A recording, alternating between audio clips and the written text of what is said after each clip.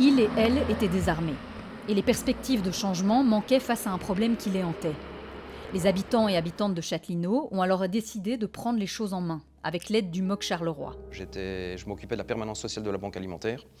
Et un des bénéficiaires vient me trouver en me disant « Tiens, c'est un peu le bordel chez nous, c'est ce que tu pourrais venir voir, le foutoir que c'est ».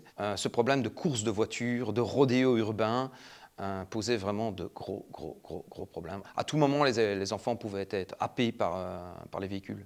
Ils avaient déjà tenté quelque chose, il y avait une pétition qui avait circulé, qui n'avait rien donné. Et je me dis, c'est combien de personnes vous avez fait signer? Oh, une dizaine. Et vous avez déjà interpellé le bourgmestre? Oui, mais ça n'a rien donné.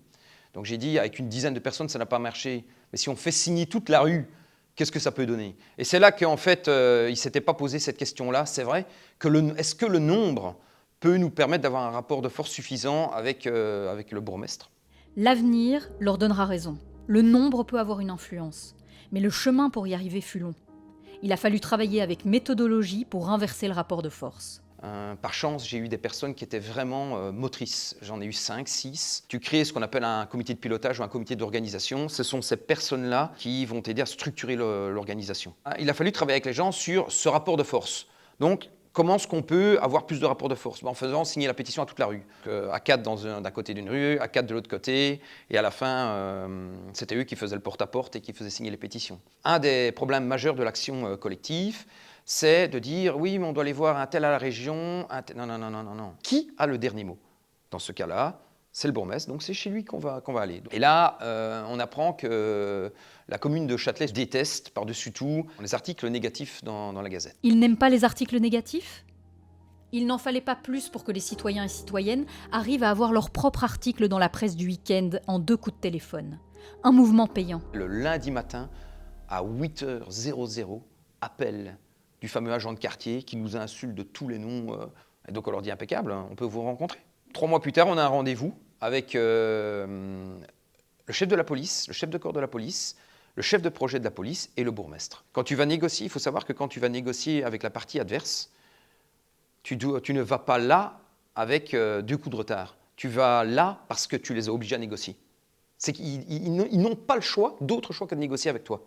Il y a eu deux phases de négociation. Il y en a une où ils nous ont écoutés, la deuxième, ils nous ont présenté un projet. Et la troisième, on a fait voter en assemblée, on a invité toute la rue à venir voter. Ça a pris 1h30 pour que tout le monde vote. Et finalement, il y a eu une demande de 2 dodanes et une chicane. 1 an et demi plus tard, les 2 dodanes ont été placées et la chicane a été placée. Et ils ont dit, c'est vrai que ça a quand même bien ralenti la circulation, y compris pour nous. Une victoire de terrain assurément, mais cette initiative a réveillé autre chose chez les citoyens et citoyennes. Il y a une double victoire. Il y a la première, et la plus importante quand même, c'est le fait que le problème n'existe plus. Il n'est plus dans les pays. La deuxième, c'est qu'ils ont vécu ce qu'on appelle une action syndicale de quartier. Ils ont créé un syndicat tout-terrain. Et ça, c'est une expérience qu'ils n'avaient jamais vécue. On s'est mis ensemble sur un problème qui était existant depuis des années, sur lequel on n'avait pas d'emprise. On s'est organisé et à la fin, on a gagné. En inversant le rapport de force pour obtenir cette double victoire, les citoyens et citoyennes de Châtelineau ont prouvé qu'il est encore possible aujourd'hui de faire démocratie ensemble.